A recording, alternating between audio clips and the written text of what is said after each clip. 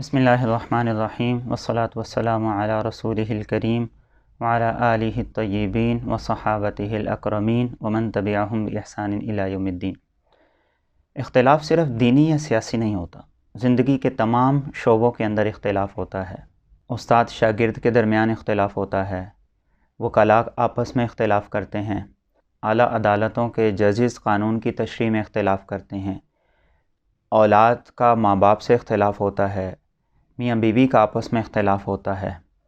لیکن اختلاف ہو، اختلاف انتشار کا ذریعہ نہ بنے، بلکہ قرآن و سنت کی تشریح میں صحابہ کرام رضی اللہ عنہم اجمعین کا بھی اختلاف ہوا ہے، اور اسی بنیاد پر ائمہ کا اختلاف ہوا ہے۔ حضرت عمر بن عبدالعزیز رحمۃ اللہ علیہ فرمایا کرتے تھے کہ مجھے اس بات سے کبھی خوشی نہ ہوتی کہ صحابہ آپس میں اختلاف نہ کرتے، اس لیے کہ اگر وہ اختلاف نہ کرتے تو ہمارے لیے کوئی رخصت اور گنجائش باقی نہ رہتی۔ اور اختلاف کا طریقہ قرآن کریم نے ہمیں سمجھا دیا۔ ایک عرصے تک مشرکین نے مسلمانوں کو بیت اللہ کی زیارت سے، طواف سے روکے رکھا، لیکن جب حالات پلٹ گئے، مسلمانوں کے ہاتھ کے اندر سب کچھ آ گیا، تو قرآن کریم نے کیا فرمایا؟ وَلَا يَجْرِمَنَّكُمْ شَنَآنُ قَوْمٍ أَن صَدُّوكُمْ عَنِ الْمَسْجِدِ الْحَرَامِ أَن تَعْتَدُوا، کہ انہوں نے تمہیں بیت اللہ سے روکا، طواف سے روکا، مسجد حرام میں داخلہ منع کر دیا، تو اس بغض کی وجہ سے، اس دشمنی کی وجہ سے حد سے تجاوز نہ کرنا۔ اور اگر اختلاف دو ایسے لوگوں کے درمیان میں ہو جو دونوں دین کا نام لے رہے ہیں، اختلاف دو ایسے لوگوں کے درمیان ہو جو خود کو دیندار کہتے ہیں، اس کی حدود کا خیال کرنا کتنا ضروری ہے۔ اس موضوع پر بہت سی کتابیں لکھی گئی ہیں۔ حضرت عمر فاروق رضی اللہ تعالیٰ عنہ کی ایک مثال پیش کرتا ہوں۔ آپ کے پاس ایک شخص آیا، اس نے آ کر آپ سے مسئلہ پوچھا، تو آپ نے کہا کہ حضرت علی المرتضیٰ اور حضرت زید بن ثابت کے پاس چلے جاؤ۔ وہ ان کے پاس گیا، مسئلہ دریافت کیا، آپ کے پاس آیا اور آپ کو بتایا، انہوں نے یہ جواب دیا ہے۔ تو آپ نے فرمایا کہ اگر میں جواب دیتا تو اس کے برعکس ہوتا۔ تو وہ شخص کہنے لگا، امیر المومنین آپ با اختیار ہیں، آپ اپنا فیصلہ دے سکتے ہیں۔ تو آپ نے جو بات ارشاد فرمائی، کاش کہ ہمیں سمجھ آئے۔ آپ نے ارشاد فرمایا کہ اگر کتاب و سنت میں اس بارے میں وضاحت ہوتی تو میں فیصلہ کرتا، لیکن یہ رائے ہے اور رائے میں دونوں برابر ہیں، میں کسی کو کسی کی رائے کا پابند نہیں بنا سکتا۔ آج ہم اپنی رائے کو دوسروں پر مسلط کرنا چاہتے ہیں، اختلاف کی آڑ میں دوسروں کی تذلیل کر رہے ہیں، دوسروں پہ تہمتیں لگا رہے ہیں، دوسروں کا استہزاء کر رہے ہیں، دوسروں کا مذاق اڑا رہے ہیں، اور پھر اس سے سنگین جرم یہ کہ منبر رسول پہ بیٹھ کے حدیث کے دروس میں کیا ہم یہ تربیت دے رہے ہیں اپنے شاگردوں کو، اپنے سامعین کو، اور اسی کا اثر ہمیں سوشل میڈیا پہ نظر آ رہا ہے۔ جتنی بکواسیات سوشل میڈیا پر چل رہی ہیں، اس کی بنیاد کیا ہے؟ وہ دروس حدیث کہ جن کے اندر اختلاف شائستہ ہونے کی بجائے استہزاء اور تذلیل کا ذریعہ بنا ہوا ہے۔ یہ ویڈیو بنائی ہے، اس کا مقصد یہ ہے کہ ہم یہ واضح کریں کہ کون کیا تربیت کر رہا ہے۔ فیصلہ آپ کریں کہ کس کا اختلاف کا انداز بہتر ہے، شائستہ ہے، کون اختلاف کو انتشار کا ذریعہ بنا رہا ہے، کون اختلاف کی آڑ میں تذلیل کر رہا ہے، اور کون اختلاف کی آڑ میں دوسروں پر تہمت لگا رہا ہے، نیتوں پہ حملے کر رہا ہے۔ فیصلہ آپ کریں تو آپ کو پتہ چل جائے گا سوشل میڈیا کے نام نہاد غیرت مند ان کی پرورش کہاں ہو رہی ہے، کون کر رہا ہے۔ آئیے آپ کو چھوڑتے ہیں، فیصلہ آپ کیجیے۔ طارق جمیل صاحب وہ فرماتے ہیں کہ مفتی ظہر ولی صاحب بہت بڑے عالم، آج کل وہ ایک مبلغ بے لگام، تبلیغ اور اسلام کو بدنام کرنے والا، وہ بڑا شیعوں سے انہوں نے رونا سیکھا ہوا ہے۔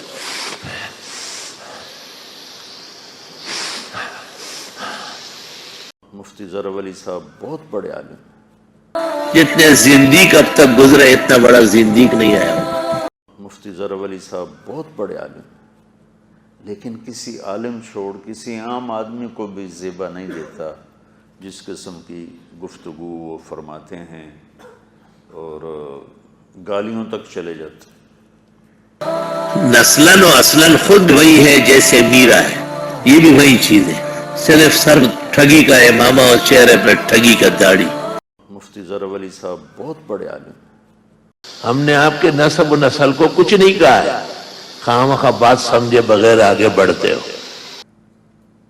کہ دیکھو کسی کے نسب پہ یوں بات کرنا، یہ تو کسی ریڑھی والے کو بھی زیبا نہیں چاہیے جائے کہ ایک عالم ہو اور وہ اس طرح بہتان، الزام اور دل آزاری۔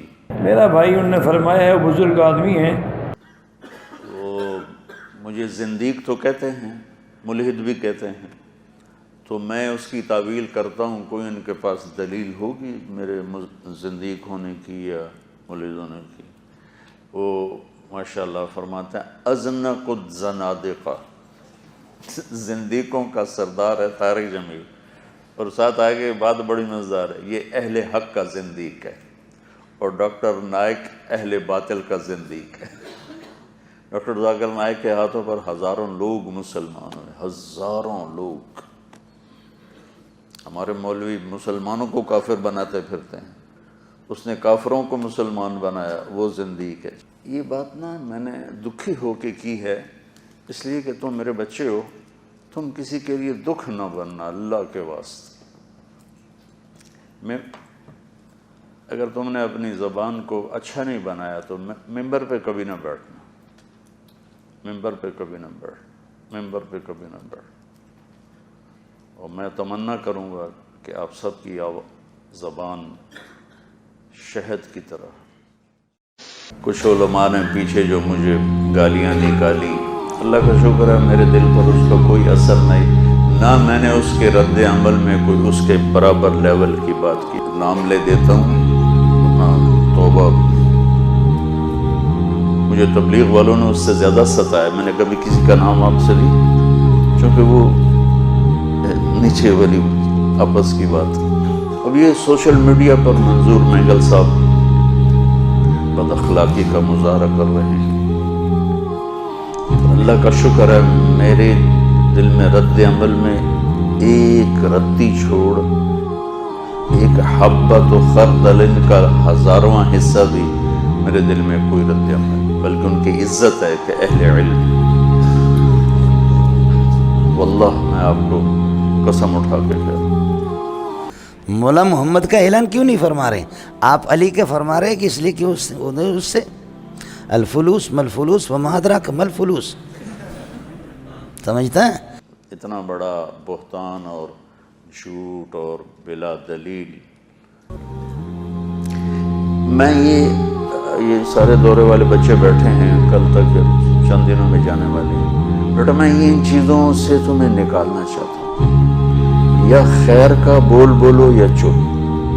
من کان یؤمن باللہ والیوم الاخر فلیقل خیرا او، اس پہ بیٹا عمل کرو۔ وہ گلابی پگڑی بھی اس کو باندھی، اب پتہ نہیں وہ پگڑی یا کسی عورت کا شلوار ہے، سمجھے بھی نہیں، گلابی رنگ کے، سمجھے؟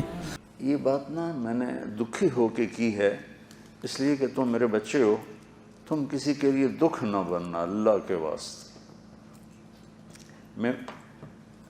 اگر تم نے اپنی زبان کو اچھا نہیں بنایا تو ممبر پہ کبھی نہ بیٹھنا، ممبر پہ کبھی نہ بیٹھ، ممبر پہ کبھی نہ بیٹھ۔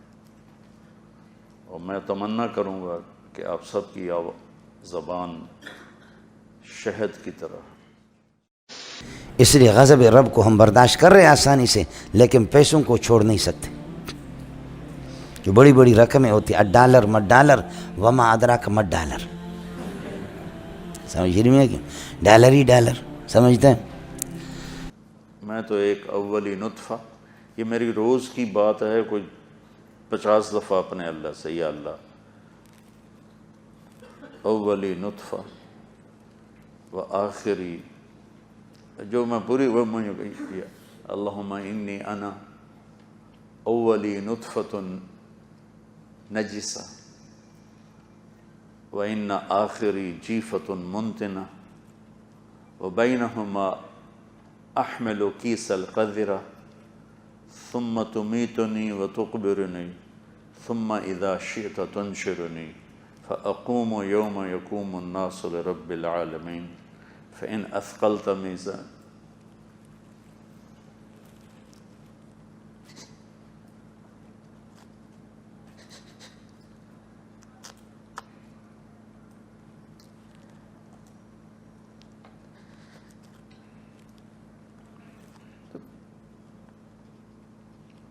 تو پھر میں کہتا ہوں فإن أثقلت میزانی فأنا کریم